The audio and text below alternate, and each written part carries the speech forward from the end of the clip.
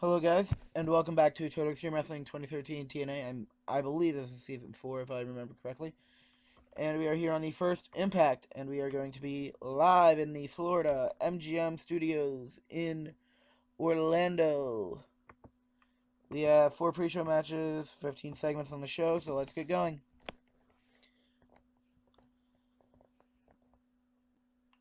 And about that, a solid in-ring action, but not much of a feat. Ethan Carter III won a Battle Royal in 1456. Other members of the Final Four were Drew Galloway, Abyss, and Gunner. Galloway being the final elimination, and Galloway getting the most eliminations over the course of the match, so Galloway is getting pushed, apparently. And, whoa, lots of improvements. That's fantastic. 52D plus, and then a 51D plus, and a match that had an average crowd reaction and some decent in-ring action. Knockouts getting an average crowd reaction. Gail Kim defeated Madison Rayne in 9 minutes 30 seconds by pinfall with a Hurricane Rana. Good improving. Madison improving in technical flying and performance, while Gail is improving in rumble and performance. Called in ring, open, and decisive finish. Apparently Gail has poor psychology, which means she shouldn't have been calling a match in the ring, but that's BS because I have no idea how Gail Kim has poor psychology, but Madison Rayne is a ring general. But whatever. I'm not going to argue. In a match that had some good action and every cheat, Kurt Angle defeated Samuel Shaw in 10-13 by submission with an ankle lock.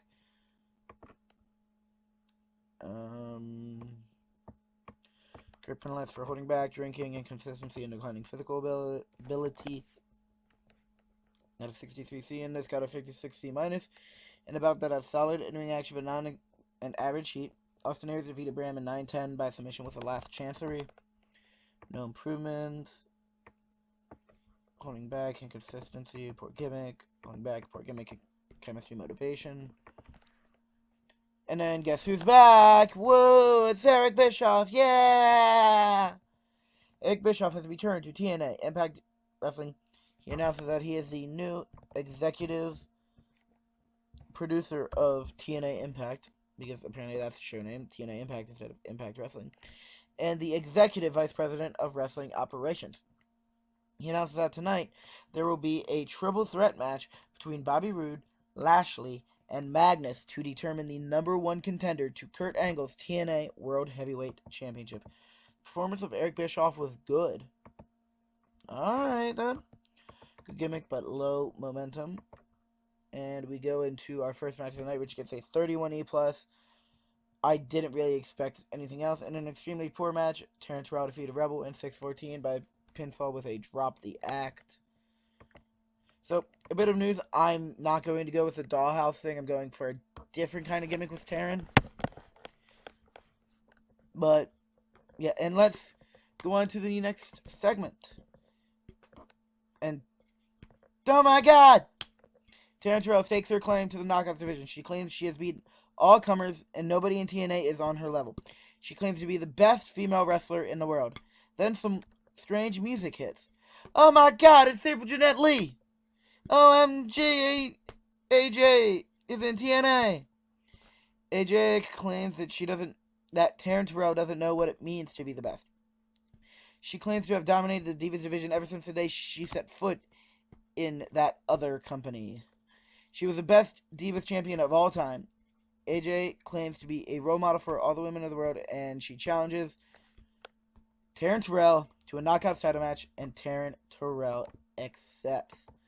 So at TNA Sacrifice, we have our first match on the card, which will be Taryn Terrell defending her Knockouts championship against April Jeanette Lee, otherwise known as AJ Lee in WWE.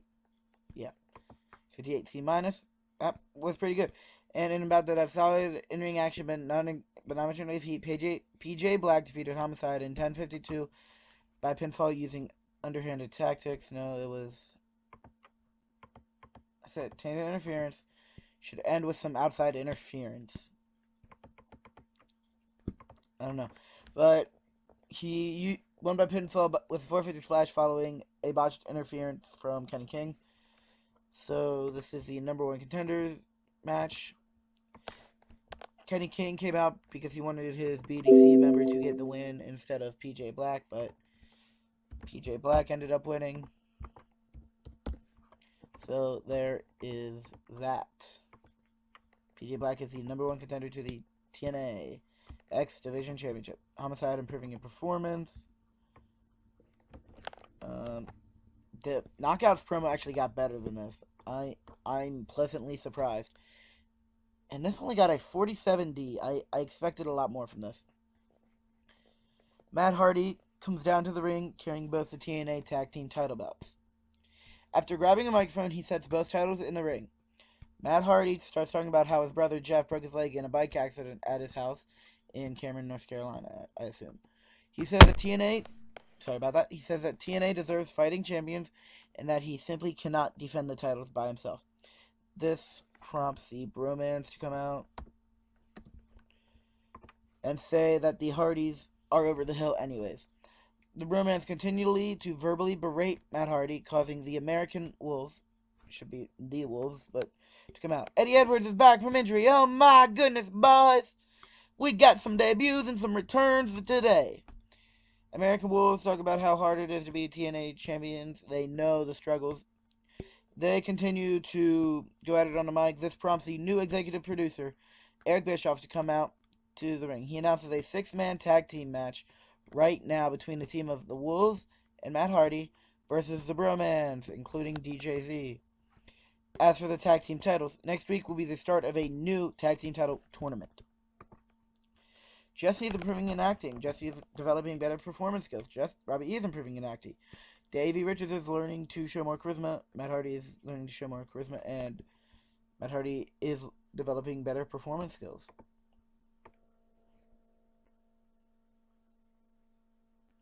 Lots of negatives. Lots of negatives. 47D. And in about that solid in-ring action, but not much in the way of heat, Matt Hardy and the American Wolves, or should be the Wolves, and will be the Wolves after this, defeated the Bromans, Jesse, Robbie E, and DJ Zima Ion in 11 minutes, 4 seconds when Matt Hardy defeated DJ Zima Ion by pinfall with a twist of fate. No improvements. It's got a 49D plus, and a lot of negatives. And then a video is shown to promote Amir Abdul Hashim, formerly known as Jinder Mahal in WWE. I'm kind of going for a bit of a Muhammad Hassan gimmick, in the sense that he's going to be an Arab American, claiming that the United States and the American people are discriminating against him for being an Arab American, even though he wasn't responsible at all for the 9/11 bombings and all the terrorist attacks and everything, and he's going to take it out on American people.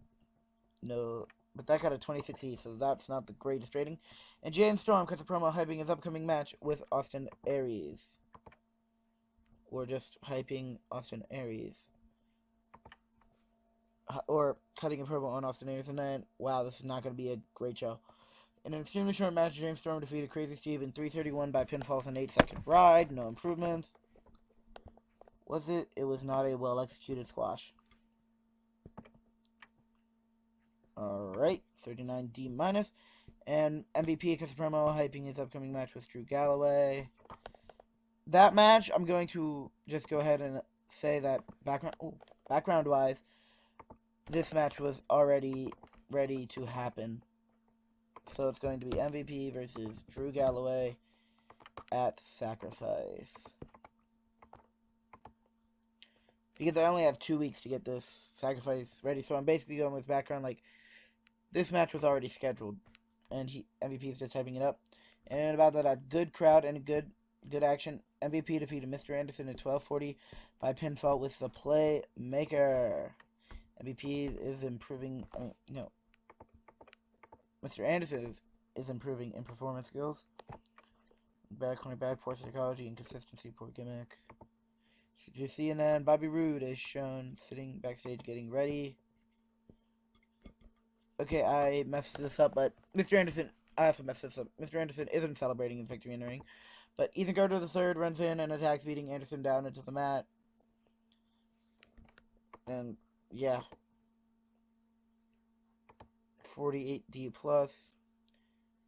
And then here's the match. In a bout that had a good crowd and good action, Magnus defeated Lashley and Bobby Roode in 1735 when Magnus defeated Bobby Roode by pinfall with a Tormentum.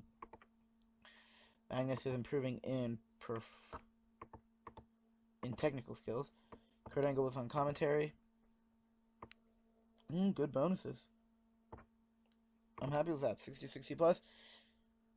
And apparently, I forgot to put anyone on screen for this. After winning the match, Magnus stares down Kurt Angle, who's sitting on commentary. Basically, Kurt holds the championship high. They're basically taunting each other for the match. That's going to happen at Sacrifice. We are making a lot of matches so far.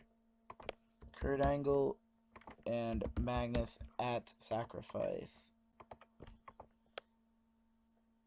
And then Lashley delivers a huge gore or spear to Bobby Roode. Still incensed, Lashley picks Bobby Roode up and delivers a Dominator to Bobby Roode, leaving Bobby Roode down and out. And Lashley then also stares down Kurt. I got a 60C, and the overall show got a 64C, which increased our popularity in 26 regions. That is a successful show, guys. I will see you all at the main screen. And we are back, and apparently New Japan did better than us with a 78B. They definitely did better than us. That's a good match. 88? Yes. Apparently they also did better than us, 70C plus. And then we were the third best show. Daphne is upset. Arctic Rescue Ant was fired from Chikara. Argus is gone from Chikara. SoCal Val has signed with Lucha Underground. Alright, so we have some decisions here. We signed AJ. We signed AJ. I'm going to go ahead and make him a heel because I'm not exactly sure. Hey, we signed Adam Cole. He is also going to be a heel. Heel as well because Lance Hoyt is a heel. Matt Sydal, face. Ricochet, face for now at least. Oh my god, we got Punk. We also got AJ, of course, so that makes AJ very happy. Davey Richards and Eddie Edwards are signing our contracts, meaning they have gotten 3-year extensions. Chris Sabin here. I'll decide later. Frankie Kazarian, yeah, you'll be a heel. Sean Davari, you will also be a heel. Alright, so Sean Davari. Middle Eastern fanatic. Evil foreigner. The gimmick rating of 0 in there. Apparently he's a brute. You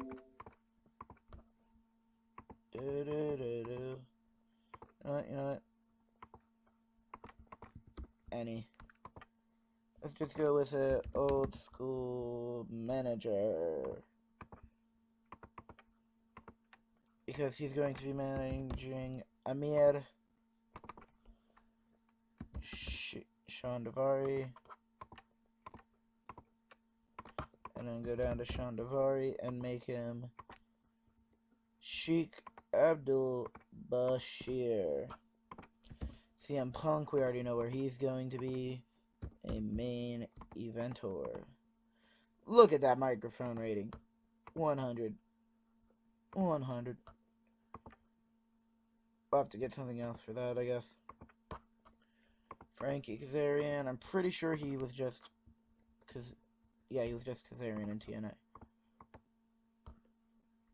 And we have that. Chris Sabin. I think he has a second picture. Or multiple pictures. I like that picture better.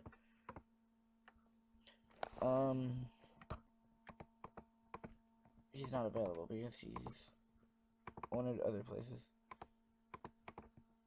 Have Matt said I want an exclusive PPA because I don't necessarily know what I'll do with him.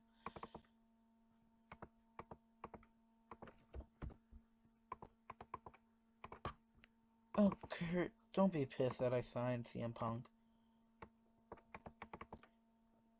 Anyways, I'll find a way to figure that out. Check the emails. MVP got an offer.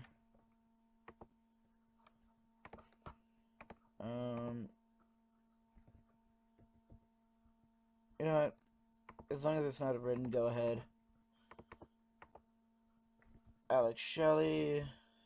Al Snow.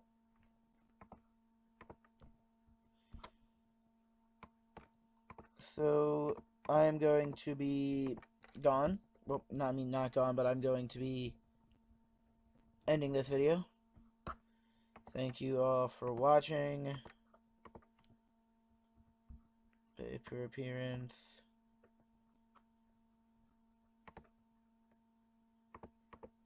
Alright. So, thank you all for watching. Hope you all enjoyed. Please leave a like, comment, and subscribe.